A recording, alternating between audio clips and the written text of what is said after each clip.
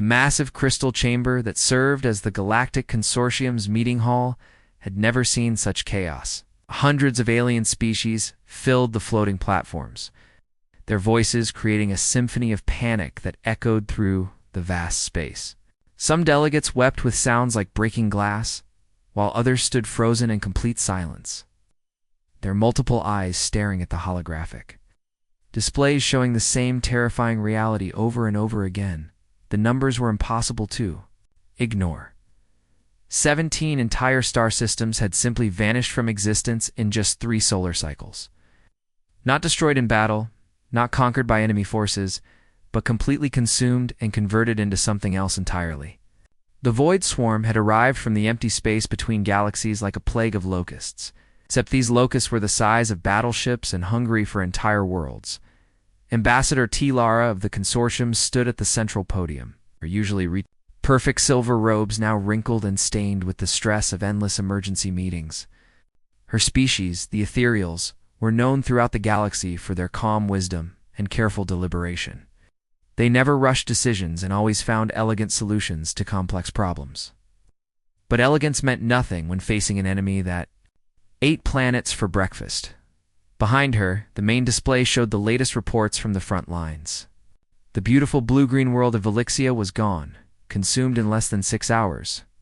The Velex survivors had escaped in whatever ships they could find, watching helplessly as their ancient civilization became fuel for the growing swarm. Their crystalline cities, built over thousands of years, were now part of something dark and hungry that continued to spread across the galaxy. The Morthon Empire had fared no better. Their mighty war fleets, each ship a masterpiece of engineering and art, had charged into battle with confidence. These were the same fleets that had kept peace in the Outer Rim for centuries. The same ships that other species looked up to as the pinnacle of military power. They lasted exactly 43 minutes against the swarm before being absorbed and converted into more enemy units. Every weapon the consortium had tried seemed worthless. Energy shields that could stop the blast of a star were torn apart like paper. Plasma cannons that could melt asteroids barely scratched the swarm's surface. Quantum torpedoes that could punch holes in reality itself were simply absorbed and made the enemy stronger. It was like trying to fight a forest fire with a water gun. Ambassador Talara looked down at the small device in her shaking hands. After 3 days of debate and argument, the consortium had finally reached a decision that would have been unthinkable just weeks ago. They were going to ask for help from a species they had always considered beneath them. A species from a world so violent and dangerous that most civilized beings refused to even visit it. The planet Earth sat on the very edge of known space, orbiting a young star that threw deadly radiation at everything around it.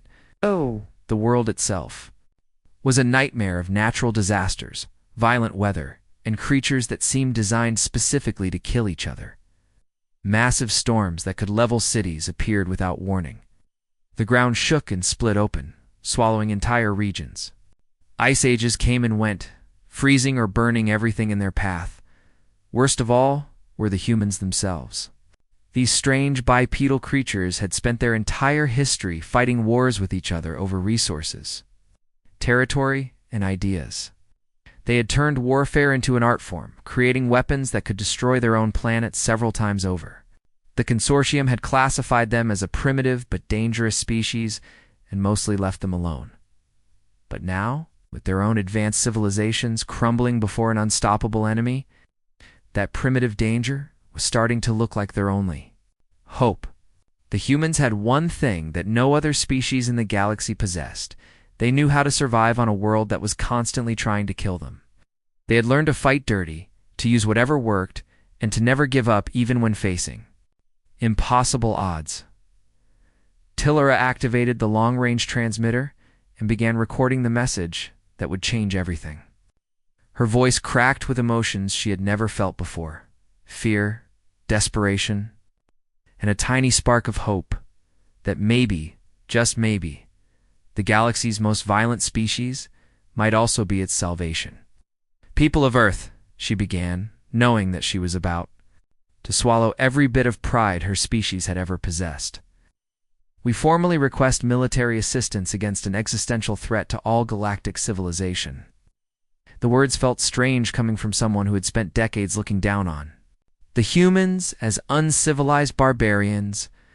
But barbarians, she was beginning to realize, might be exactly what the situation required.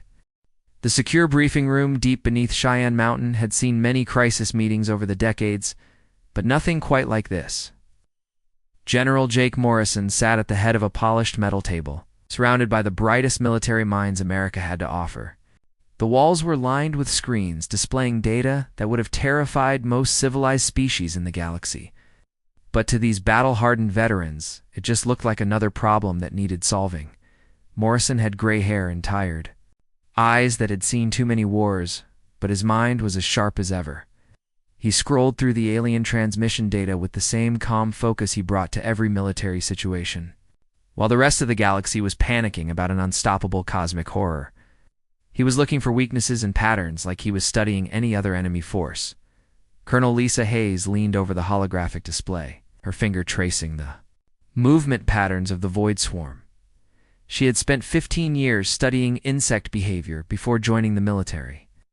And what she saw here was surprisingly familiar. The way the swarm moved from system to system. The way it consumed resources and immediately converted them into more units. Even the way it split into smaller groups to cover more territory, it all reminded her of something she had observed countless times in nature. "Look at this consumption rate," she said, pulling up a chart that showed how quickly each planet had been devoured. "It's identical to army ant colonies back on Earth. They strip an area completely clean, then move on to find new food sources. The only difference is scale."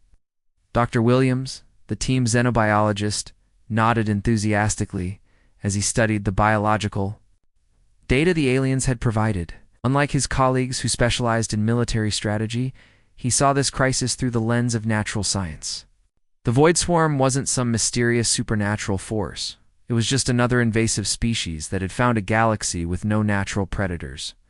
"The aliens keep calling them warriors and soldiers," Williams explained, adjusting his thick glasses. "But that's completely wrong. These things don't fight, they just consume. It's basic parasitic behavior that we've seen millions of times on Earth.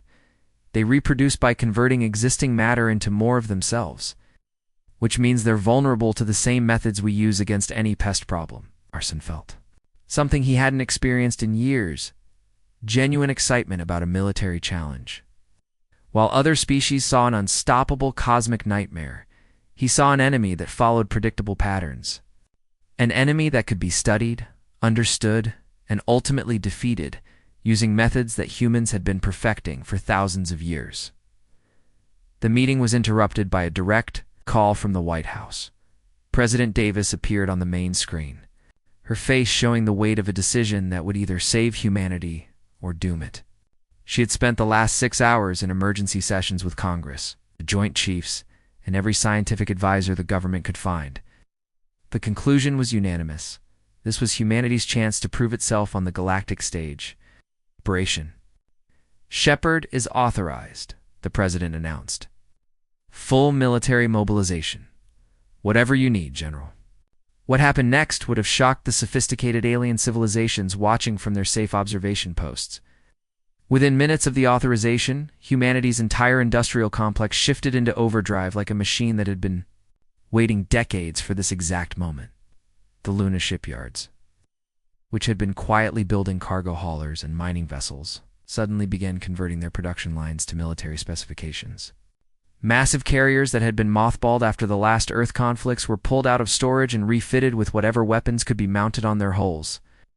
Nuclear missiles that had been sitting in silos since the Cold War were loaded onto transport ships. But the real surprise came from the private sector. Boeing executives held an emergency board meeting and volunteered their entire commercial fleet for military conversion. Lockheed Martin offered to retrofit civilian satellites with weapon systems. Even small mining companies from the asteroid belt called in, offering their industrial ships and equipment for the war effort.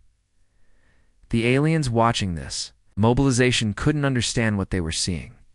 Other civilized species took months or even years to organize military responses, carefully planning every detail and ensuring that proper protocols were followed. Humans took 6 hours and then started moving everything they had toward the threat: space. Traffic around Earth increased by 3,000% overnight. Shipyards that normally built 1 vessel per month were launching 10 ships per day.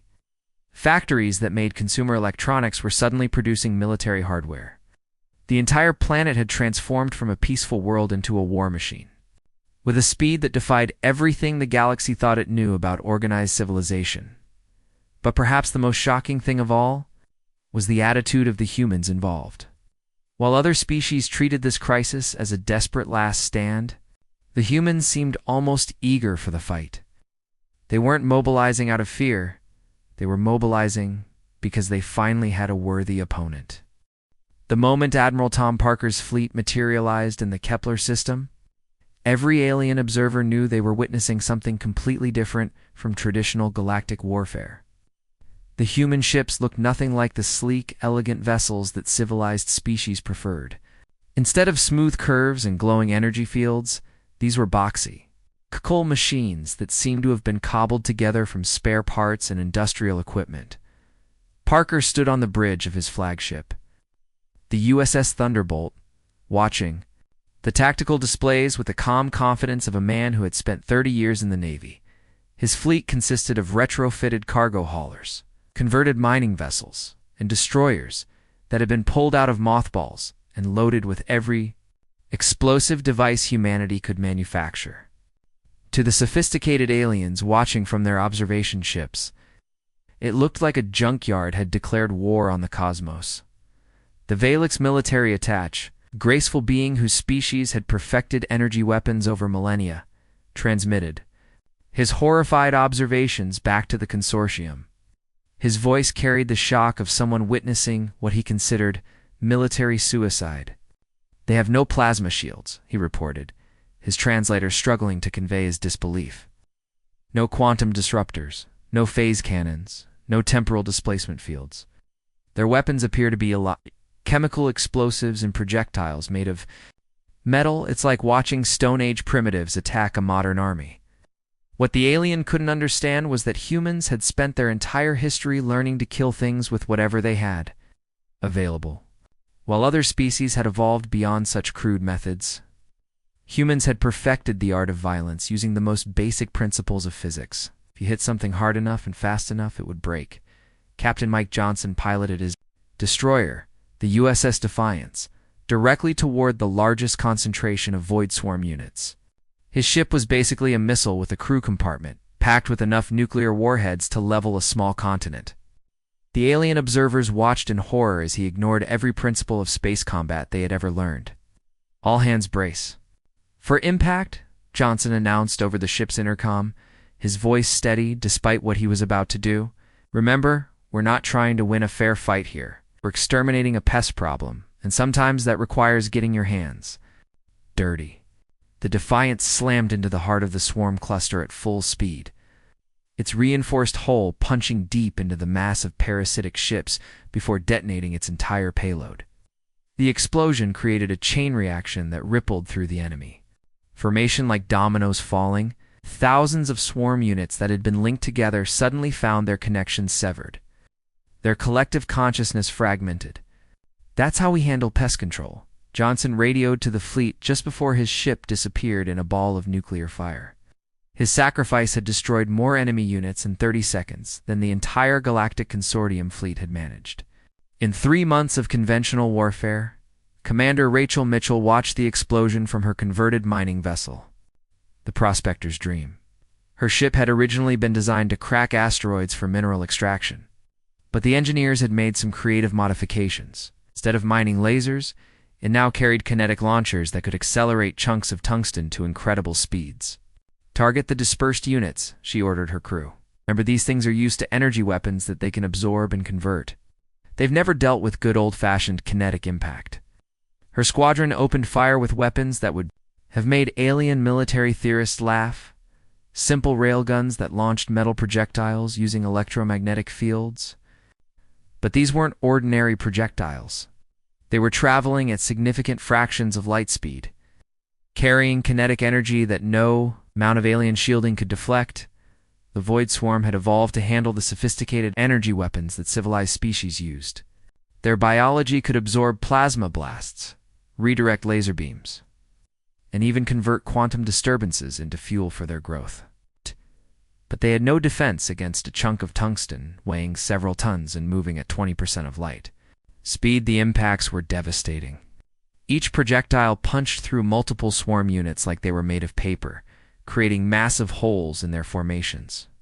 The parasitic creatures that had seemed invincible against alien technology were suddenly being torn apart by weapons that humans had been using for centuries. Lieutenant Colonel James Foster coordinated the follow-up attacks from his command ship, watching with satisfaction as human tactics began to turn the tide of battle. His forces were using strategies that would have been considered barbaric by galactic standards: ramming attacks, proximity explosives, and coordinated suicide runs. "The key is not to think of them as ships," Foster explained to the alien observers, who were frantically trying to understand human military doctrine. "They're bugs. Really big, really dangerous bugs. And humans have been dealing with bug problems for thousands of years. You don't negotiate with termites or try to outsmart them with advanced technology. You poison them, burn them out, and make sure they can't reproduce." The battle raged for hours, but the outcome became clear within the first few engagements.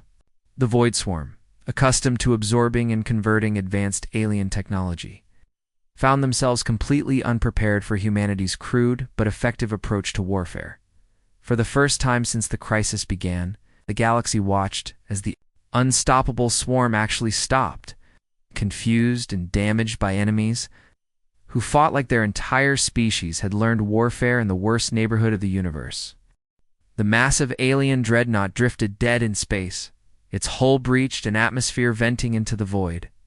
What had once been the pride of the Morthan Imperial fleet was now a twisted nightmare of biological corruption. Its elegant corridors transformed into something that resembled the inside of a living creature. The Void Swarm had been using it as a breeding ground, converting the ship's systems into extensions of their collective consciousness. While other galactic species watched from the safety of their command ships, unwilling to risk close contact with the infected vessel, Sergeant First Class David Thompson was suiting up for what his squad cheerfully called another day at the office. His environmental suit was a bulky, practical piece of equipment that looked primitive compared to the sleek armor worn by alien soldiers. But it had one crucial advantage. It was designed to keep humans alive in environments that would kill most other species. Thompson had grown up in Detroit, where he learned early that sometimes the only way through a problem was to walk straight into it with your eyes open and your weapons ready. He had served 3 tours in some of Earth's most hostile environments before joining the Space Marines. And to him, clearing an infected alien ship was just another version of urban warfare with better technology. "All right, people," he announced to his squad as they prepared to breach the dreadnought's hull, "remember what we're dealing with here. These things aren't soldiers. They're parasites that got too big for their own good. We go in hard, we go in fast, and we burn everything that moves." The Marines who followed Thompson into that nightmare were all volunteers, handpicked from units that specialized in hostile environment operations. While alien soldiers trained in academies that emphasized honor, strategy, and technological superiority, these humans had learned warfare in places where survival depended on being meaner, tougher, and more stubborn than anything trying to kill you. The interior of the ship was a horror that would have sent most civilized beings into shock. The walls pulsed with organic matter that had grown over the original metal surfaces. Tentacle-like appendages hung from the ceiling, moving with a rhythm that suggested they were part of some larger organism. The floor was covered in a substance that looked disturbingly like digestive fluid. It looked like someone's stomach exploded. "In here," commented Corporal Beth Rodriguez, her flamethrower already charged and ready.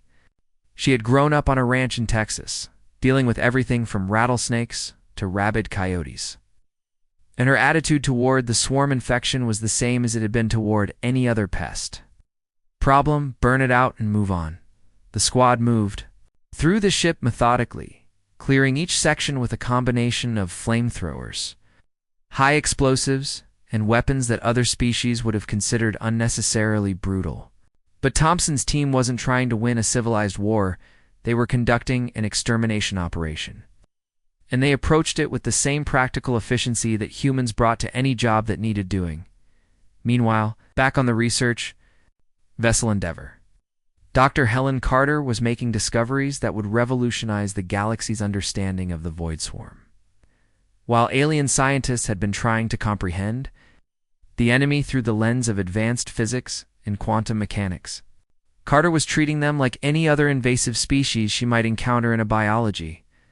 Lab. Carter had spent 15 years studying parasites and infectious diseases at the Centers for Disease Control, and to her trained eye, the swarm looked remarkably familiar. Their reproduction patterns, their resource consumption methods, even their collective behavior, it all matched models she had seen countless times in terrestrial organisms. The aliens keep talking about this like it's some kind of super advanced military force, she explained to her research team as she examined swarm tissue under a microscope. But look at the cellular structure. This isn't technology, it's biology. Specifically, it's parasitic biology that's gotten completely out of control. Her breakthrough came when she realized that the swarm's greatest strength, their collective consciousness, was also their greatest weakness. Like many Earth parasites, they had evolved to work as a unified organism, of sharing resources and information across vast distances. But that same connection made them vulnerable to biological warfare techniques that humans had been developing for decades. "We're going to give them an autoimmune disorder," Carter announced to the stunned alien researchers who had been observing her work. "Back on Earth, we've learned that sometimes the best way to fight a disease is to turn the organism's own defenses against itself." The biological agent she developed was elegantly simple: a modified virus that would integrate into the swarm's collective nervous system and cause their shared consciousness to attack its own components. It was the kind of solution that could only come from a species that had spent millennia fighting biological threats on a planet where evolution itself was a constant arms race. As reports from Thompson's ground operations and Carter's laboratory discoveries reached the Galactic Consortium, alien leadership began to understand something that changed their entire perspective on humanity.